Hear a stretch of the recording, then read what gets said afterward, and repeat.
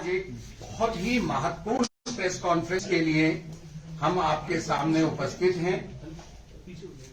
इस प्रेस वार्ता को हमारे दिल्ली भाजपा के पूर्व अध्यक्ष एवं सांसद श्री मनोज तिवारी, जो इस विषय पर आम आदमी पार्टी से बहुत लंबे समय से लड़ते रहे हैं, इस प्रेस वार्ता को संबोधित करेंगे। मेरे साथ इस प्रेस वार्ता में मीडिया रिलेशन विभाग के सह प्रमुख श्री विक्रम मित्तल जी हैं। ये हॉल थोड़ा छोटा है, तो मेरा एक निवेदन रहेगा कि इस प्रेस वार्ता को सफलता से कर पाने के लिए कि हम सब लोग बहुत चुपचाप बैठें, आपस की विस्परिंग भी करेंगे तो प्रेस वार्ता डिस्टर्ब होगी।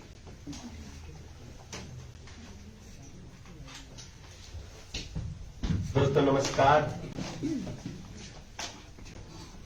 मुझे कुछ पंक्तियां याद आ रही हैं जो मैं पिछले 8 साल से दिल्ली में रह के आम आदमी पार्टी की कारगुजारियां देख रहा हूं। तो मुझे कुछ पंक्तियां इसमें याद आ जाती हैं कि झुग्गी झोपड़ी से पैसा लेने के बाद भी उनका आशियाना लूट लेंगे, कोरोना आया तो गरीबों का खाना लूट लेंगे और मौका मिलते ही दिल्ली का खजाना लूट लेंगे। ये है आम आदमी पार्टी की नीति।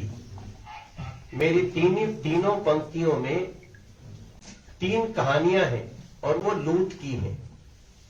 ऐसा लगता है कि एक समय नादिर शाह ने लूटा था दिल्ली को, और एक बार आम आदमी पार्टी अपने भ्रमजाल से सत्ता में बैठकर दिल्ली के खजाने को लूट रही है, जिससे दिल्ली के गरीबों का, दिल्ली के झुग्गियों का, दिल्ली के घरों में पानी देने का, इस सारी समस्याओं का निदान होता। लेकिन नहीं, आज 163 करोड़ रुपए 10 दिन के अंदर रिकवर करने की बात आई तो मनीष सिसोदिया जी दिल्ली सरकार छटपटा गई। वो लोग प्रेस कॉन्फ्रेंस करने बैठे, और प्रेस कॉन्फ्रेंस भी करने बैठे तो वही अराजक भाषा का इन्होंने प्रयोग किया है जिसके लिए आम आदमी पार्टी जानी जाती है। आपने सुना होगा, आज मनीष सिसोदिया जी प्रेस कॉन्फ्रेंस में कहते हैं कि किसी अधिकारी पे दबाव डाल के उससे चिट्ठी लिखाई गई। मनीष सिसोदिया जी, आप डिप्टी सीएम हैं। इस देश की संवैधानिक व्यवस्था में कोई भी आदेश निकलता है तो किसी न किसी अधिकारी के साइन से ही निकलता है। ये हमारे देश में संविधान की व्यवस्था है। लेकिन आपको लगता है कि हम उस व्यक्ति पर अटैक करें जिसने साइन किया। तो मुझे एक बार यह भी कहने में संकोच नहीं होता कि शायद आप लोगों ने संविधान को दरकिनार करके, जो अरविंद केजरीवाल ने कहा था कि हम अराजक हैं, उसी अराजकता का परिचय आज भी दे रहे हैं। बिंदुवार अगर हम इस संबंध में बात करें आपसे, तो विज्ञापन घोटाले के 163 करोड़ की रिकवरी का मामला है। सिंपल सी बात है कि आपने अपनी पार्टी का चेहरा चमकाया, आपने अपने नेताओं का चेहरा चमकाया पार्टी के अनुसार। सरकार का और सरकार की योजनाओं से उसमें कुछ लेना देना नहीं था, और वो 163 करोड़ रुपए की रिकवरी आम आदमी पार्टी से व्यवस्था कर रही है, एजेंसीज कर रही हैं जिसके जो संवैधानिक रूप से जिम्मेदार हैं।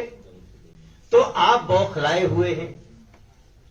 आपके बौखलाने से, आम आदमी पार्टी के बौखलाने से, अरविंद केजरीवाल जी के बौखलाने से या मनीष सिसोदिया जी के बौखलाने से सरकार की खजाने की एक प्रकार से लूट, इसको भी लूट ही कहते हैं,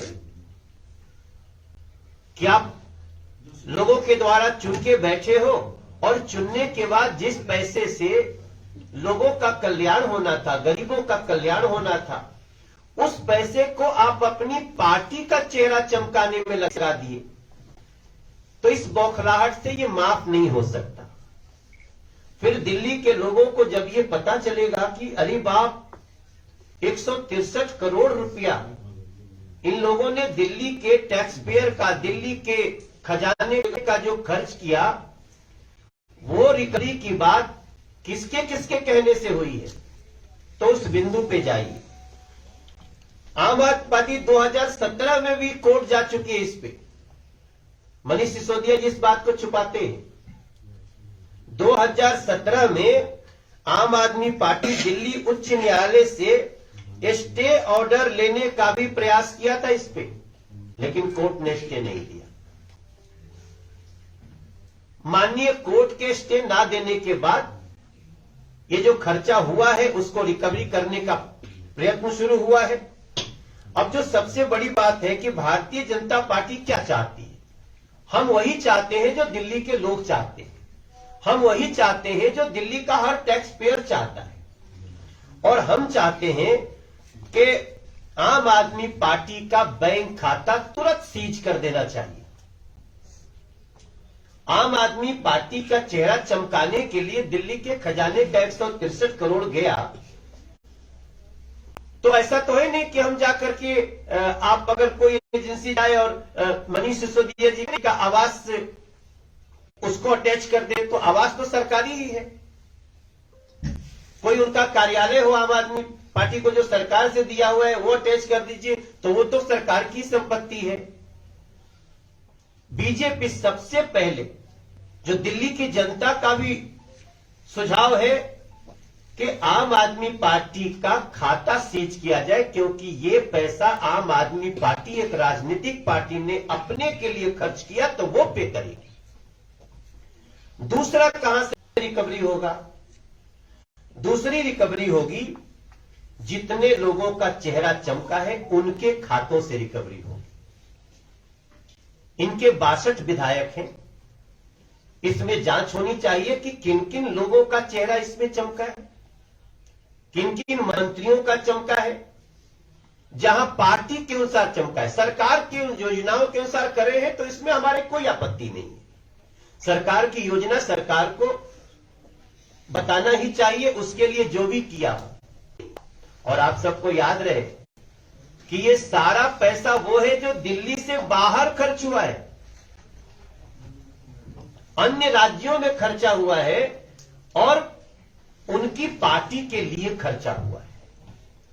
तो दूसरा जो भारतीय जनता पार्टी की मांग है कि उनके जितने विधायक हैं उन लोगों ने जिस प्रकार से इस पैसे के खजाने के लूट को अपने ऊपर खर्च किया, तो उनके खाते से इसकी रिकवरी होनी चाहिए। उनकी प्रॉपर्टी को अटैच करना चाहिए पर्सनल, जिससे ये पैसा अटैच होना चाहिए। और हम ये बात सिर्फ इसलिए नहीं कि आम आदमी पार्टी की बात है, अगर ये मनोज तिवारी भी कहीं इस तरह का काम किया हो प्रदेश अध्यक्ष रहते हुए अपने कार्यकाल में, तो भी मैं कहूंगा कि हमारे पर्सनल से ही सरकार को अटैच करके लेना चाहिए। ये सरकार के धन का इतना बड़ा दुरुपयोग है कि मात्र हम इसको दुरुपयोग नहीं, इसको लूट की संज्ञा में देंगे। ऐसी स्थिति में दिल्ली की जनता और दिल्ली का हर टैक्स पेयर, दिल्ली का हर व्यक्ति ये चाहता है कि मनीष सिसोदिया जी की बौखलाहट से नहीं, हमारी संतुष्टि अरविंद केजरीवाल जी के जवाब से होगी। अरविंद केजरीवाल जी को सीधे आना चाहिए, जवाब देना चाहिए। और भारतीय जनता पार्टी की मांग है कि इस मुद्दे पे बिना किसी भेदभाव के, बिना किसी सोच, ऐसी सोच जिसमें सरकार का दबाव हो, उसको माने हुए इस पैसे को यथाशीघ्र रिकवर कराना चाहिए। जो ये लोग दबाव डाल रहे हैं, जो प्रेशराइज कर रहे हैं व्यवस्था को, इसके दबाव में नहीं आना चाहिए। अरविंद केजरीवाल जी को आगे आकर के इसकी स्थिति स्पष्ट भी करनी चाहिए और ये पैसा उनके पर्सनल विधायकों और उनके पार्टी से आए, इसकी भारतीय जनता पार्टी मांग करती है।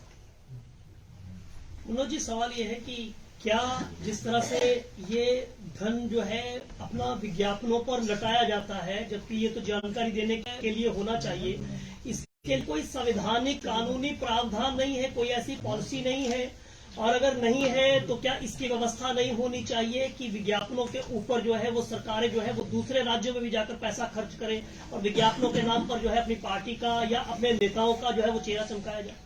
ये सारा संविधान सम्मत है। ये कोई व्यक्ति या किसी पद पे बैठा हुआ एक व्यक्ति निर्णय नहीं ले सकता। मैंने जैसे पहले कहा कि 2017 में ये हाईकोर्ट में तो गए, इनको स्टे चाहिए था, स्टे नहीं मिला, और आज जो इनकी चिट्ठी है, इस चिट्ठी में अब इन्होंने ये तो स्वीकार करना शुरू कर दिया है। एक अंतिम जो लाइन है उसमें पढ़िएगा, ये कह रहे हैं कि ये जो पैसे की बात कर रहे हैं, kindly provide the copies of those advertisements whose cost you seek to receive from recover from Aam Aadmi party. इनको सब पता है।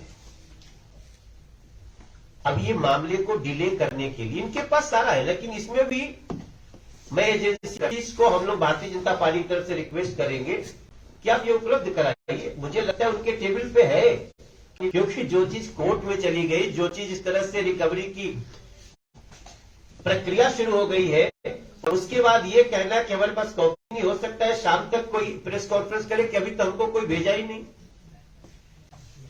चलो, ये तो पता चला कि आपको ये रिकवरी की प्रक्रिया में आपको कुछ याद आया, अभी बहुत कुछ याद आएगा। अब मनीष सिसोदिया कह रहे हैं कि अन्य राज्यों के मुख्यमंत्रियों के भी ऐड अन्य राज्यों में छपते हैं, तो ऐसे में सिर्फ हमसे ही क्या परेशानी है? अधिकारियों का गलत इस्तेमाल एलजी के जरिए बीजेपी करा रही है। यही शातिर दिमाग का परिचय होता है। आपके जो एडवर्टीजमेंट है वो योजना के एडवर्टीजमेंट नहीं है। बाकी जितने भी राज्यों के मुख्यमंत्रियों के कहीं भी छपे, उनकी योजना के छपते हैं। उन्होंने जो योजना दी होगी, जिससे उस राज्य का मतलब होगा, वो छप रही होगी। लेकिन आप अपने पार्टी का प्रचार करें, आप अपने किसी चुनावी कार्यक्रम में अपने लिए, आप नए साल की बधाई के लिए करें, इस सारी चीजें मैं इसमें अभी इंटर नहीं कर रहा हूं, क्योंकि ये एक बड़ा जानकारी है जो मीडिया भी अपने हिसाब से ले सकती है, और हम भी इसको धीरे धीरे बताएंगे। लेकिन वो जो ये उलझा रहे हैं, इससे किसी मुख्यमंत्री का किसी राज्य में एडवर्टीजमेंट छप रहा है, उसकी योजना का छप रहा है।